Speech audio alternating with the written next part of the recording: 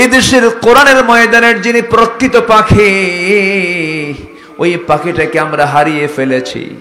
ও আল্লাহ, তোমার কাছে ফরিয়াদ করে আজকে 10টা মাস চলে গেল রে। তোমার দরবারে ফরিয়াদ করি, পাখিটা খাঁচা মুক্ত হয়ে আমাদের ফাঁকি দিয়ে চলে গেছে। আল্লাহ, তুমি তার কবরটাকে জান্নাতের টুকরা বানাইয়া দাও। আয় আল্লাহ তাআলা, তারা লালিত স্বপ্ন এই জমিনে কোরআনের রাজ কায়েম হয়েছে। আল্লাহ, এমন দৃশ্য দেখার তৌফিক তুমি আল্লাহ আমাদের সবাইকে দিয়ে দাও।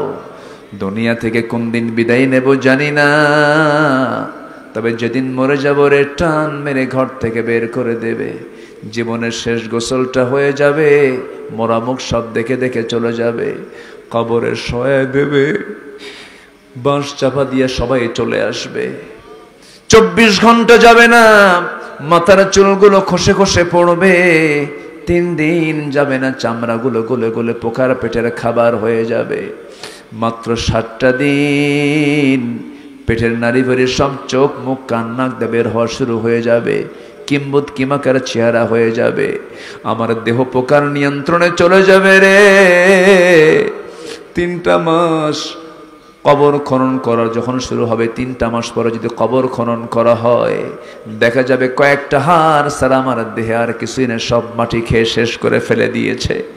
জনম দুঃখিনী মা, জনম দুঃখী বাপ জান যারা দুনিয়া থেকে বিদায় নিয়েছেন, জিন্দেগির গুনাহগুলো মাফ করে দাও, কবরগুলোকে জান্নাতের টুকরা বানায়া দাও।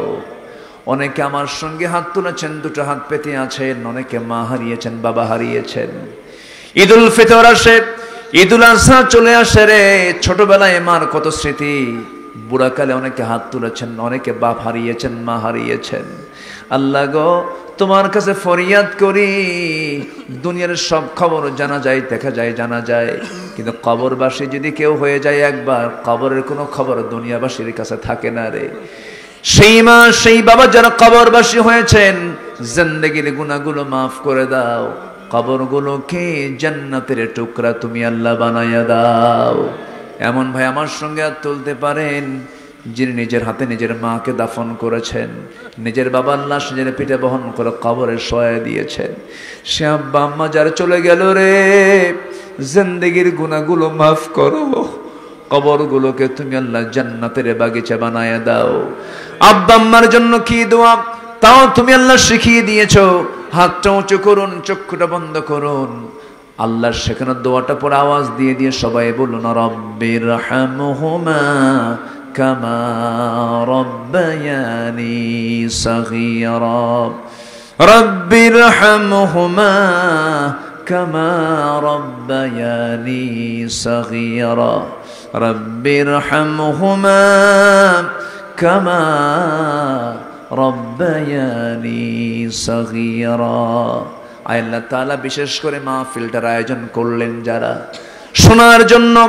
এই বৈরী আবহাওয়ার মাঝে সারাটা দিন বৃষ্টি ছিল, এই কর্দমাক্ত মাটির উপরে বসে বসে যারা শুনলেন, যারা শুনতে আসলেন, বিনিময়ে কিয়ামতের কঠিন ময়দান যেদিন কেউ কাউকে চিনবে না, এমনকি মা সন্তানকে পর্যন্ত স্বীকার করে বসবে, যেদিন মানুষ কাঁদতে কাঁদতে চোখের পানিগুলো ফুরে যাবে, চোখ থেকে রক্ত বের হওয়া শুরু হয়ে যাবে, সেই কঠিন মুসিবতের দিন এই মাহফিল সবার জন্য নাজাতের মাধ্যম তুমি আল্লাহ বানাইয়া দিও। আয় আল্লাহ তাআলা, আমার ডানে বামে সামনে পেছনে যত ভাই হাত তুলেছেন, আড়ালে যত মা বোন হাত তুলেছেন, যার যা প্রার্থনা তুমি আল্লাহ দয়া করে মঞ্জুর করে নাও, যার যে সমস্যা তুমি আল্লাহ দয়া করে সমাধান করে দাও।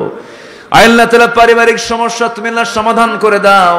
ছেলে নাই, যে ঘরে ছেলে দিয়ে সন্তান দিয়া তুমি আল্লাহ ভরপুর করে দাও, যে ঘরে মেয়ে নাই মেয়ে সন্তান দিয়ে দাও, নিঃসন্তানী মাকে তুমি আল্লাহ সন্তান দিয়ে কলেজেটা ভরাইয়া দাও, বুকটা তুমি আল্লাহ ভরাইয়া দাও। আয় আল্লাহ তাআলা, অনেকে অনেক প্রকারের দোয়া চেয়েছেন, ব্যবসা মন্দা তুমি আল্লাহ বরকত দিয়া দাও। আয় আল্লাহ তাআলা, অনেক অসুস্থ, শেফা তুমি আল্লাহ শেফায়ে কামেলা আজেলা দান করো।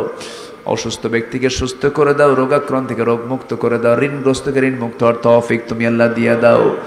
আয় আল্লাহ তাআলা, আশপাশে কত মাইয়াত শুয়ে আছেন কবরবাসী হয়ে, এখানে অনেকে হাত তুলেছেন, অনেকের আত্মীয় স্বজন আশেপাশে কবরবাসী হয়ে আছেন, আল্লাহ তাদের জন্য দোয়া করি। আহলুল কবর এখানে যারা আছেন, কবরবাসীকে তুমি আল্লাহ মেহেরবানি করে তোমার আযাব গজব থেকে তুমি আল্লাহ হেফাজত করো।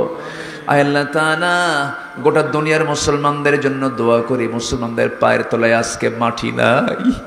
প্রথম কিবলা বাইতুল আকসা, তুমি আল্লাহ বাইতুল আকসা তুমি আল্লাহ মুসলমানদের হাতে তুলে দাও।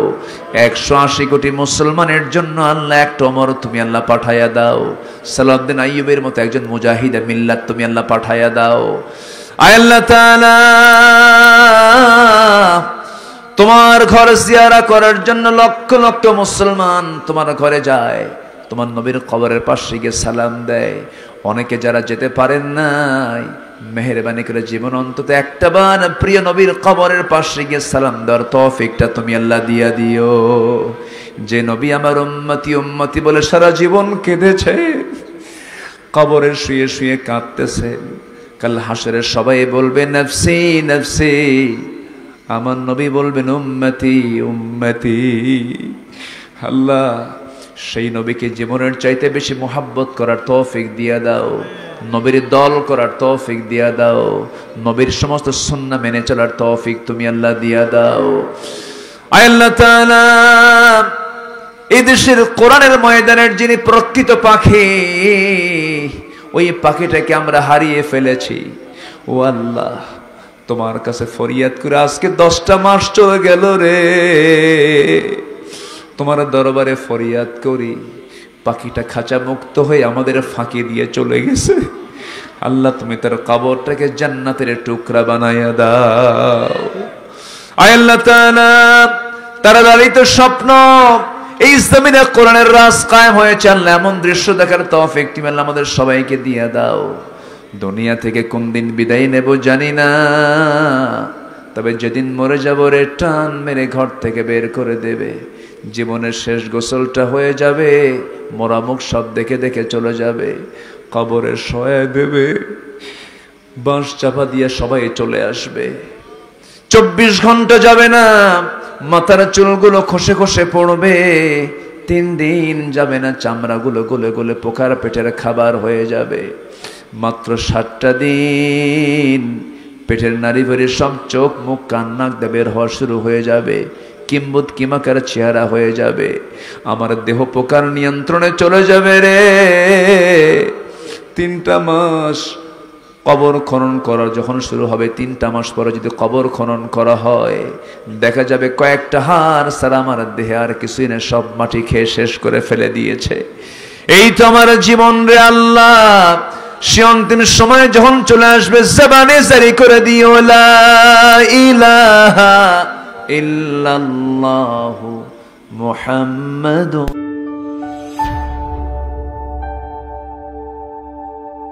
Islamic Tone 24 in charge of the ghetto.